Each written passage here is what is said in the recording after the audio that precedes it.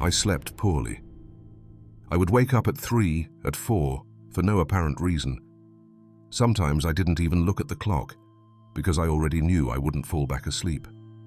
I would lie there, listening to the silence, counting seconds, with my eyes closed and my mind awake. The clock on the wall, which used to mark the rhythm of my day, became my worst enemy at night. It wasn't just any insomnia. It was that kind of broken sleep that doesn't let you rest, that steals your energy even before you open your eyes. Sometimes I would get up feeling more tired than when I went to bed. I became irritable, clumsy, dull. I started forgetting things. Gradually, the poor sleep crept into every corner of my life. I tried everything. Hot herbal teas before bed, valerian root, warm milk, turning off the TV an hour early, listening to soft music. I even took sleeping pills prescribed by the doctor. And yes, I slept, but I didn't rest. I woke up as if I hadn't slept a wink. And the worst was that feeling of dependence. I knew I couldn't keep going like that.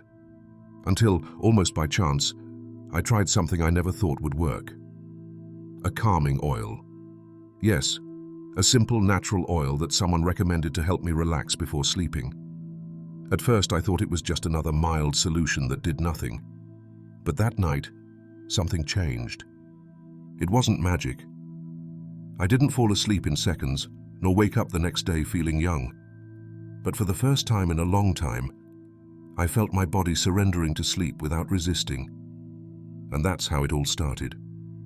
Today, I want to share that story with you. Because if you're also tired of not sleeping, if you've tried everything and nothing works, maybe this will give you a new chance. Now tell me, you who are listening to this, do you also have trouble sleeping at night? How old are you? And where are you watching me from? It wasn't until I talked to my primary care doctor that I understood what was happening to me. He explained something no one had told me before, neither on TV, nor in books, nor even during quick doctor visits where everything is reduced to a prescription. As we age, our sleep changes. It's not just an impression, it's biology. The body produces less melatonin, that natural hormone that regulates sleep. And when there's less melatonin, falling asleep becomes more difficult. But that's not all. We also suffer from what they call micro-awakenings, small moments when you wake up without realizing it, but they fragment your rest and make you feel like you haven't slept at all, even if you spent 7 hours in bed. Also, with age comes another unwelcome companion, nighttime anxiety. It's not like the anxiety we felt in our 20s, about studies or work. It's quieter, more persistent. Sometimes you don't know why you feel restless. Other times, it's repetitive thoughts. Bills, health, children, painful memories. All of that piles up just when you should be calm. The mind starts talking right when you most need it to be silent. Sleeping poorly isn't just about feeling tired the next day. It's much more. It's living less. Every night of bad sleep feels like a debt to life. It makes you slower, more irritable, more fragile. It increases the risk of diseases, weakens the immune system, affects memory, the heart, and mood. You start living on autopilot. You notice it in the way you walk, how you speak, the lack of enthusiasm even for small things. I thought it was normal, that at a certain age poor sleep was part of the package, that there was nothing to do but accept it. But I was wrong. Understanding why it happens was the first step to changing it. And if you also thought insomnia was just an age thing, let me tell you something. You don't have to resign yourself to spending your nights awake. The body changes, yes, but it can also learn new ways to rest. It just needs a little help and the right approach. Before discovering the calming oil, my nights were long, too long. I went to bed tired, but not asleep. I closed my eyes hoping sleep would come quickly, but nothing happened. Just a thick, annoying silence. The darkness didn't embrace me. It wrapped around me like a doubt. And that's how the tossing and turning began. I lay on my left side, then my right. One pillow, then two. A little water. Sometimes I'd get up to go to the bathroom even when I didn't have to, just to break the routine of waiting. Other times I'd stare at the ceiling, counting how many times I heard the clock tick in 1 minute. I never reached 60 without opening my eyes again. My thoughts were like a carousel that wouldn't stop. I repeated things without sense. Did I turn off the stove properly? Did they call me and I didn't hear? Why have I been forgetting everything lately? Old memories came to mind. Some nice, but mostly confusing. Guilt appeared too. Things I said, things I didn't do. Unsolved problems that grew bigger at midnight. The worst wasn't the insomnia, but the price paid the next day. I woke up, if you could call it waking up, with a heavy body, dry mouth, irritated eyes, like I had a hangover without drinking a drop. It was hard to get out of bed. And once up, everything felt uphill. I had no desire to cook, nor to go for a walk, nor to call anyone. Sometimes I'd sit for hours looking out the window, not really knowing what I was waiting for. I forgot my keys. I struggled to remember names. I got angry over small things. The noise of cars, the TV sound, even birdsong annoyed me. Anything was enough to irritate me. It was as if the bad sleep had started slowly rotting every part of my days. A silent sadness, perpetual tiredness. I began to feel older than I was, not because of wrinkles or aches, but because of disconnection from everything. I lost track of time, couldn't tell Mondays from Fridays, had no goals, only an indefinite waiting for something that never came. That was me before the oil. A slow, dull, confused version of myself, a version I never wanted to be. But there I was, trapped in my own body, prisoner of sleepless nights and soulless days. When the nights began to become unbearable, I did what almost everyone does. I looked for solutions. I asked, I read, I tried. I clung to any advice that seemed logical or at least harmless. Have a tea before bed, a neighbor told me. Turn off all the lights an hour before, I read in an article. Play soft sounds that relaxes, my granddaughter said after watching a video online. And so I tried. Chamomile, the classic one. Hot, gentle, with a little honey. I drank it every day after dinner. It didn't help. It just made me go to the bathroom more. Then came valerian. That one did have something. It left me with a strange feeling, like a mild drowsiness, but it didn't help me sleep either. Sometimes it gave me a stomachache. I gave up. Then came the sounds, the so-called white noise, a kind of constant buzzing. They told me it helped the brain disconnect. The only thing it achieved was to irritate me. I switched to nature sounds, rain, forest, crickets. Some were nice at first, but made me more alert than relaxed. I ended up focusing on the audio, not falling asleep. Then the TV. That was a habit I kept for years. I fell asleep with the TV on, volume low. I thought it helped me not feel alone. But what it actually did was stimulate my mind when it most needed to rest. I woke up every 2 hours with a blue light burning my eyes and a buzzing I no longer understood. And then, the inevitable. The pills. I went to the doctor, told him everything. He prescribed something mild, he said. I took it with fear. The first nights I slept. And yes, I slept. But I didn't rest. I got up as if someone had switched me off with a button and turned me on without permission. I had no clear memories of the night. I walked slowly, spoke little. My head was a thick cloud. I was awake, but not present. I felt more like a zombie than a person. I started depending on those pills. I told myself, without this, I don't sleep. And that in itself was already a problem, because I didn't want to spend my last years medicated just to do the most natural thing in the world, sleep. The worst were the side effects afterward. Daytime drowsiness, dry mouth, constant tiredness. I even fell once because I was dizzy getting up at night. That's when I understood that sleeping is not the same as resting, that turning off the body doesn't mean fixing it, and that seeking help isn't always enough if we don't find something that works with the body, not against it. That's when I decided to stop looking in noise and started looking in simplicity. Without knowing it, I was about to discover that little oil that would change my way of sleeping and also my way of living. Tag. The oil I'm talking about didn't appear by magic. It was almost by accident. One afternoon I was talking with one of my grandchildren, the youngest, who has always been very curious about natural things. He saw me dull, without energy, as if I was dragging through the days. He asked if I was sleeping well. I told him no, that I hadn't had a full night's sleep in weeks. He listened quietly, as if trying to find the best way to tell me something without it sounding like advice from young to old. Then he took from his backpack pocket a small amber-colored bottle with a handwritten label. He said, "Try this, Grandpa. It's lavender essential oil.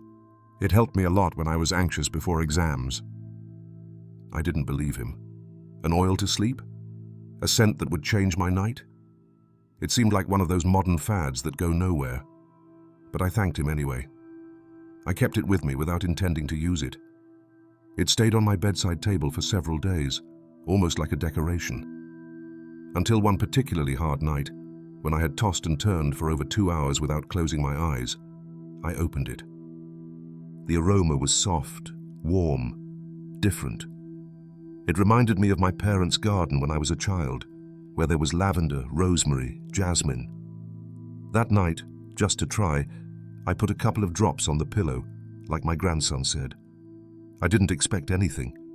I told myself, anyway, I can't sleep worse than this. The next morning, I woke up without knowing when I had fallen asleep. It wasn't a miracle. I didn't sleep straight for 8 hours like when I was 20.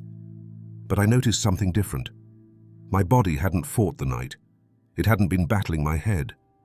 I had closed my eyes and little by little, without realizing it, surrendered to sleep. I got up feeling lighter. Not well, but better. Then I started researching. The oil wasn't just lavender. It was a blend of several natural components. Lavender, yes, but also Roman chamomile, a bit of bergamot, and even a touch of frankincense. All essential oils known for their relaxing properties. They weren't new. They weren't chemicals. They were ancient. Like us. That little bottle, which I had dismissed at first, ended up being one of the most valuable things in my nightly routine. Not for what it promised, but for what it gave me back. The feeling of sleeping again because the body wanted to, not because a pill forced it.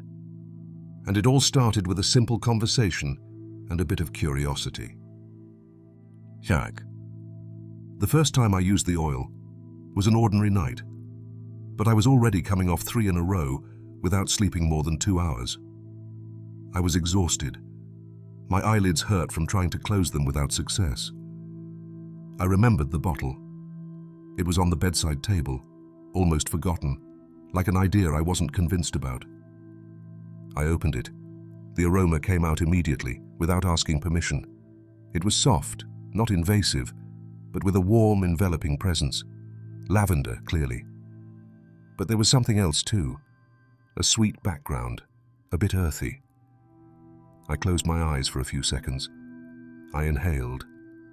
And for the first time in a long time, I didn't feel resistance to the idea of lying down. I followed the instructions my grandson gave me. I rubbed 2 drops on my wrists, 1 behind each ear, another 2 on the pillow. I sat on the bed, took 3 deep breaths as he taught me, and turned off the light. It wasn't immediate. I didn't fall asleep like in the movies, in seconds. But there was a difference, a very clear one. My mind, which normally started its festival of ideas and worries as soon as the lamp went off, that night did not shout. It murmured, lower, slower, as if it knew something had changed.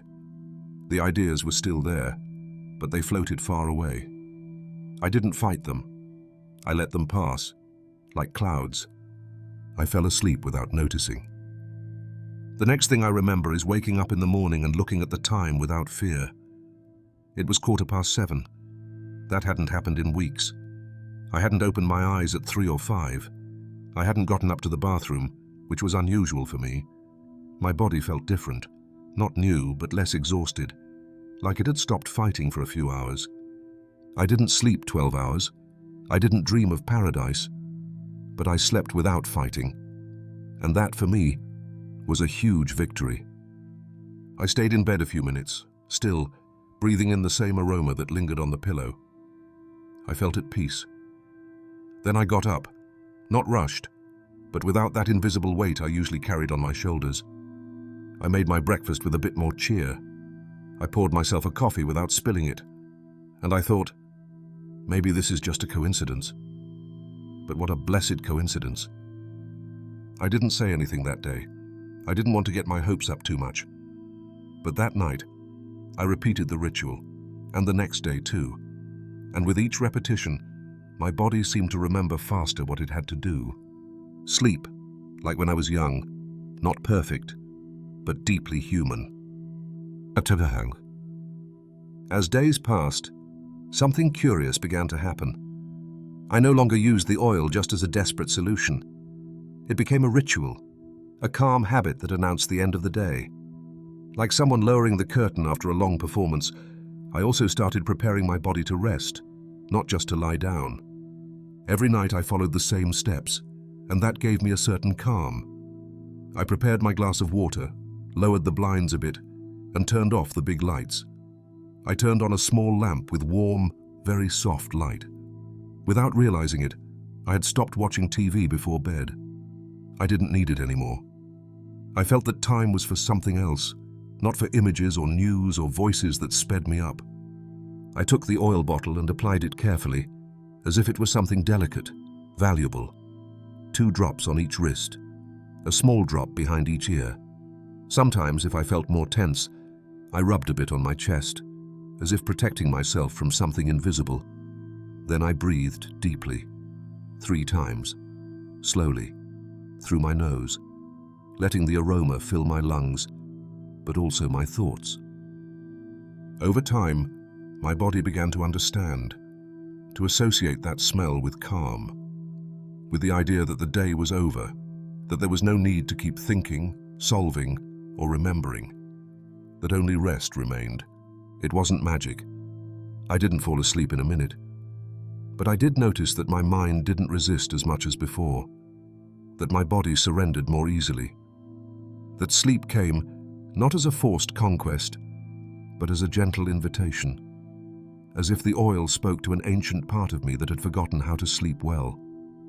The key, I understood, was consistency, repeating, making rest a sacred act. It didn't matter if the day had been hard, if I had worries, or even if sleep didn't come as quickly as other times. I did the ritual anyway, because the body needs signals. It needs to know when it's time to let go. Sleeping well isn't just luck. Sometimes it's a loving discipline, an act of care.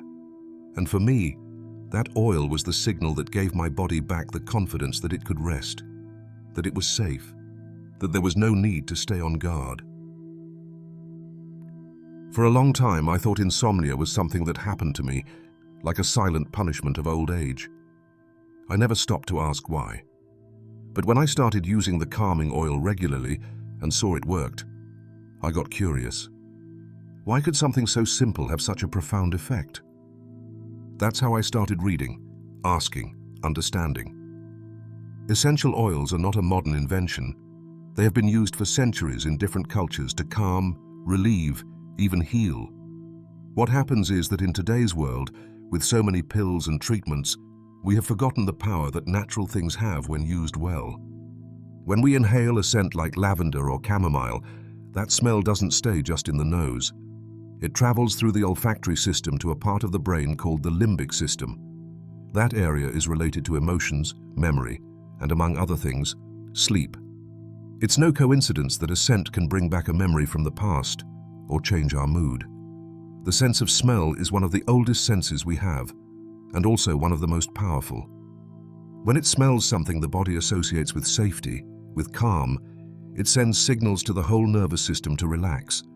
That's the job of the parasympathetic nervous system. It's the one that tells the body, that's it, you can rest now.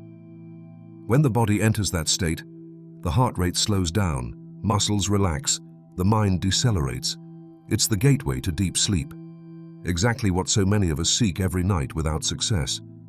I read that some recent studies have shown that constant use of certain essential oils, especially lavender, can improve not only the quality of sleep, but also the total time one sleeps without interruptions.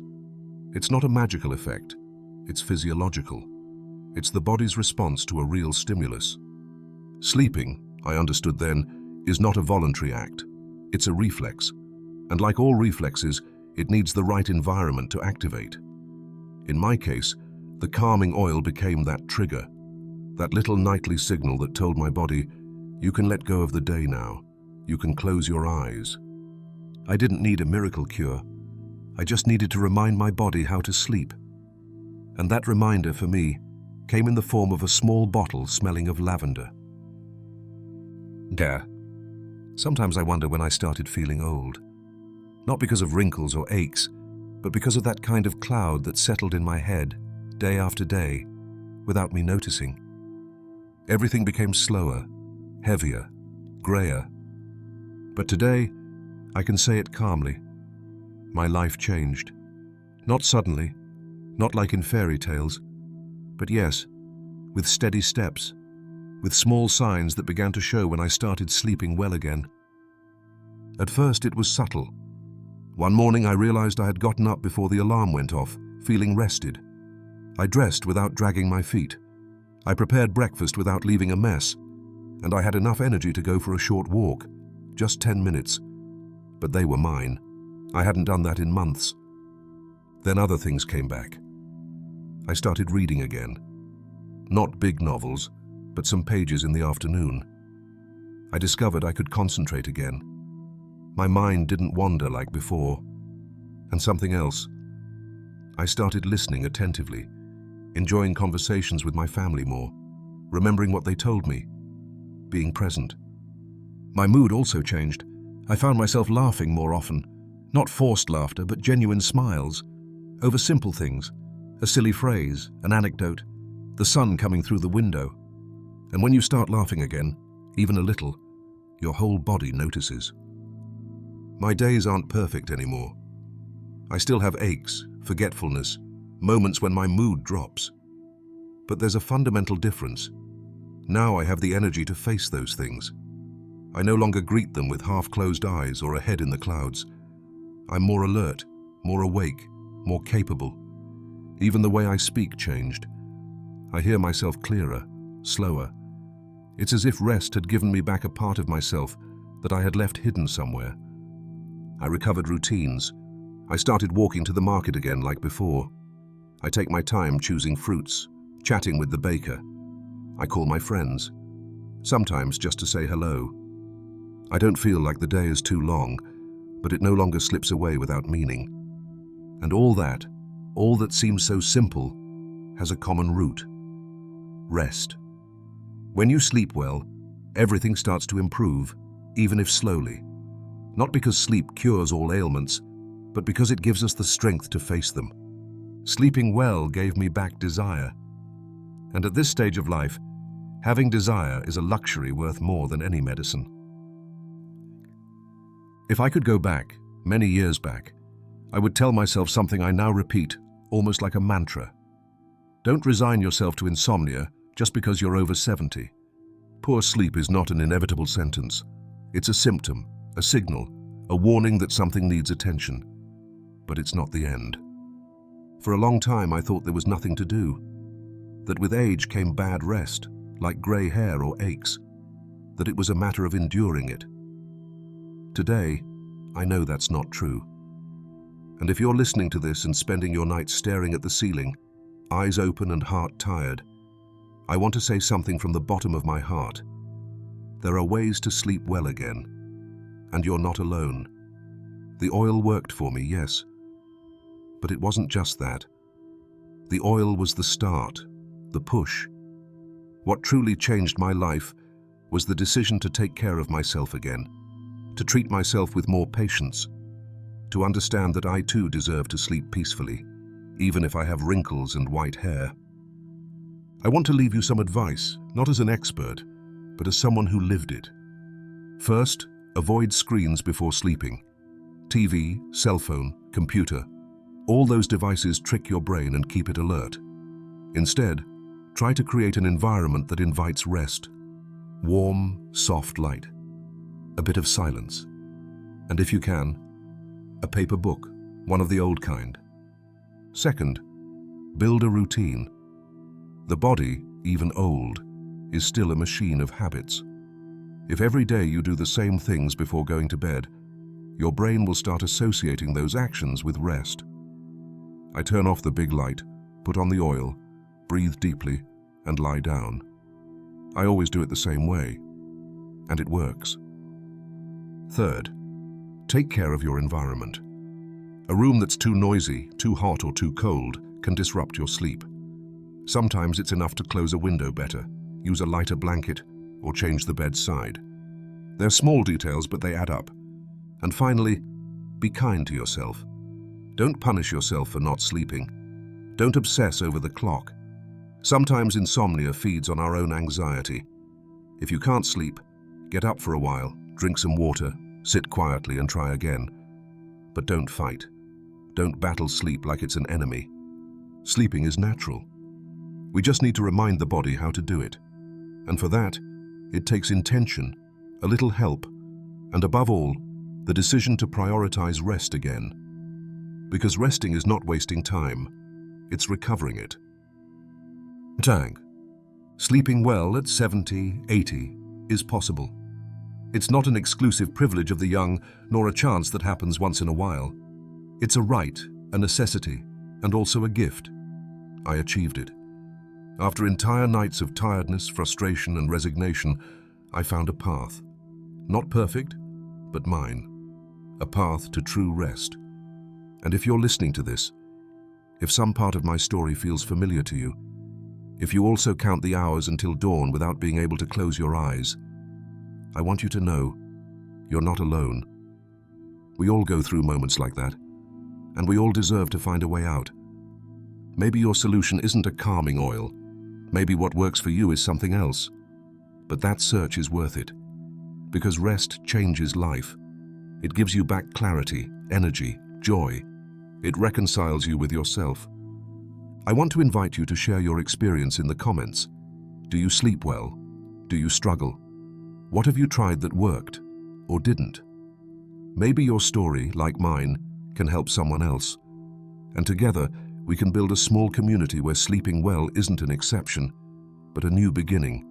No matter how old you are, no matter if you think you've tried everything, there's always something else to try.